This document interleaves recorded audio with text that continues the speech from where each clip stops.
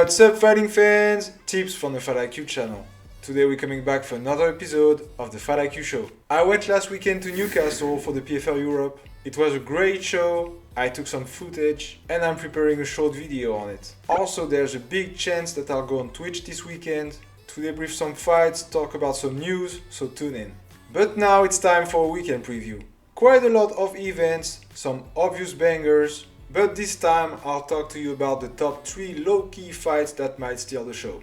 After that, I'll also recap what will happen in the combat sport world this weekend.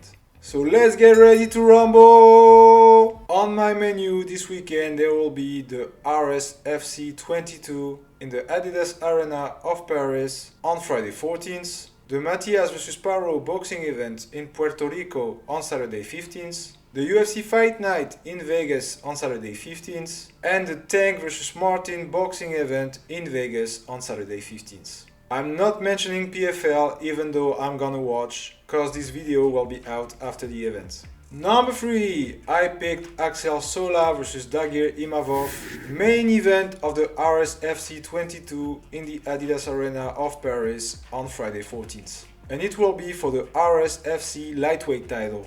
I'm pretty excited about that 100% French clash. First we have Axel Sola, 26 years old, 7-0, 4 finishes. Impressive CV for that young but seasoned prospect. 2 times IMF World Championship finalist, IMF European champion, 19-5 as an amateur, and undefeated as a pro with fights in big organizations like Brave CF and RSFC. He started his career as a welterweight before transitioning to lightweight last year for his first appearance at RSCF.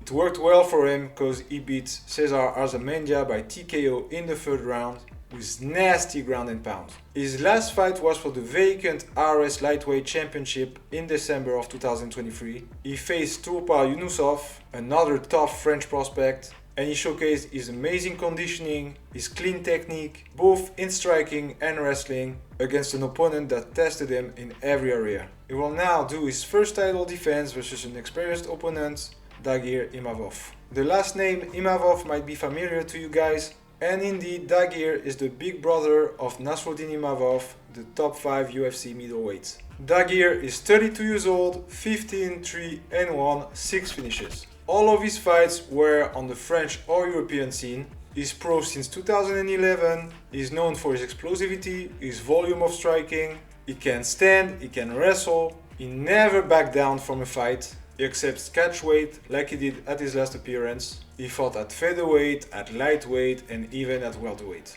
It's gonna be a really interesting fight. The winner could get on the radar of bigger organizations after that. I'd give an edge to Axel Sola. He's younger, faster, he looks big for the weight class. It will be an advantage for sure, especially as we know he can go 5 rounds and stay fresh. Imavov never had a 5-rounder before. I think it will play against him in the later rounds. I still think it will go the distance. Imavov is a tough nail, but Sola will keep his belt. Number 2, Garrett Armfield vs Brady Hiestand. It will be in the prelims of the UFC Fight Night in Vegas on Saturday 15th. This bantamweight clash has a potential performance of the night bonus attached to it. 2 young and talented prospects that are gaining momentum within the UFC.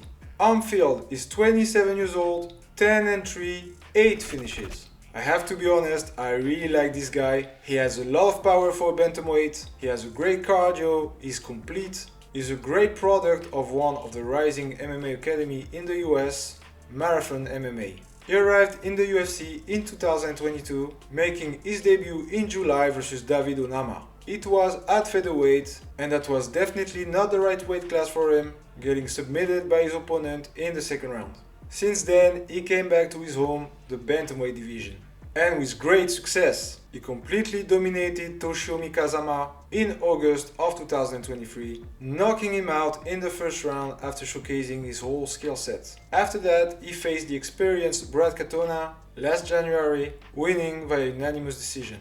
And he will now face Brady Hiestand. Bam Bam is 25 years old, 7-2, 5 finishes. He got revealed inside the Ultimate Fighter Season 29, where he reached the final, losing versus Ricky Turcios via split decision in a really close fight. Since then, 2 appearances, 2 wins versus Fernie Garcia via unanimous decision in November of 2022 and versus Badger Dana by KO in the 3rd round in April of 2023.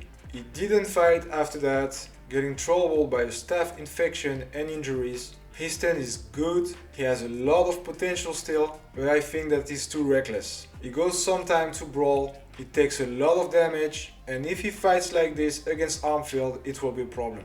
He has resources, he proved it against Dana when he got knocked down twice but still got the win, but that cannot happen every time. So I'll go with Armfield, who has a higher fight IQ. I think he will capitalize on Hiestand's mistakes and knock him out in the 3rd round. And number 1, Alberto Puello versus Gary Antoine Russell. It's on the main card on Tank versus Martin boxing event in Vegas on Saturday 15th. And it will be for the WBC Interim World Super Lightweight title.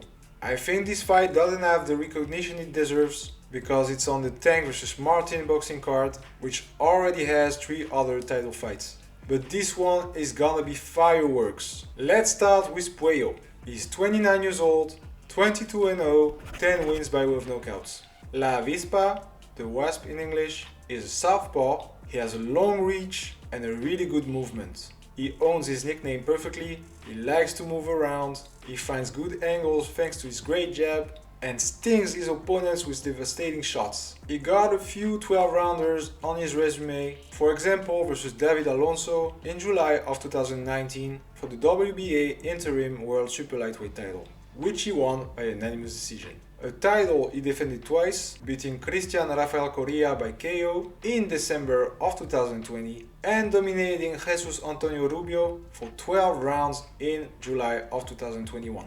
He also fought for the vacant WBA World Super Lightweight title in August of 2022, winning via split decision versus Botirjan Akhmedov in a really close fight. That was his toughest challenge to date for sure. His last performance was versus Hector Madera, who he beat via unanimous decision in an 8-rounder without forcing too much. He will now have to put all his skills to work if he wants to beat his next opponent. Gary Antoine Russell, 27 years old, 17-0, 17 knockouts. He's a southpaw, a heavy hitter, setting a smothering pressure on his opponents. Almost all of his shots are power punches. If you don't keep your guard tight, he'll throw nasty directs and uppercuts from the left hand. It will be his first title fight, but he beat some tough opponents already. Giovanni Santiago in May of 2021, Victor Postol in February of 2022, Rances Barthelemy in July of 2022,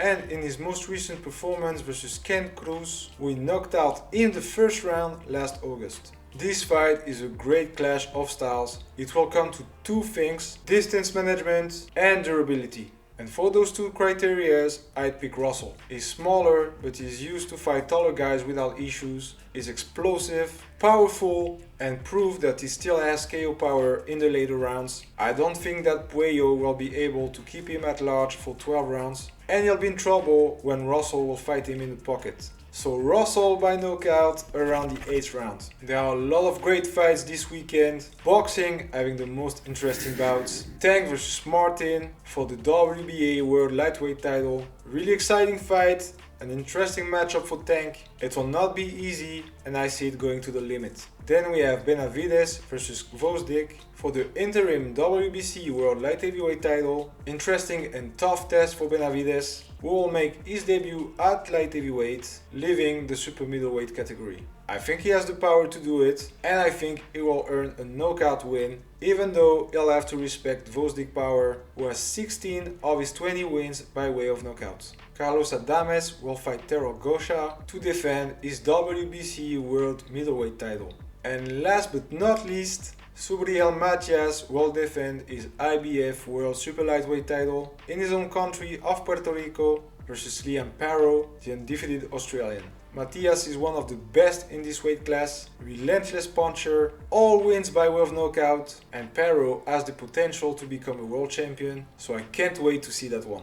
The UFC Fight Night has some potential. The main event is not flashy, but it's gonna be a high level fight. Alex Perez will fight Tatsuro Taira, the undefeated Japanese prospect. Perez is looking great in 2024. That's a real test for Taira. Will try to keep his undefeated record and get a 6 UFC win in his first main event. I also like the Miles Jones vs Silva de Andrade fight. Nate Maness vs Jimmy Flick at flyweight is also one to keep in mind. I'm expecting a spectacular finish. And Tagir Ulanbekov vs Joshua Van looks pretty high level. I actually don't understand why it's not on the main card. Both guys are killing it inside the UFC.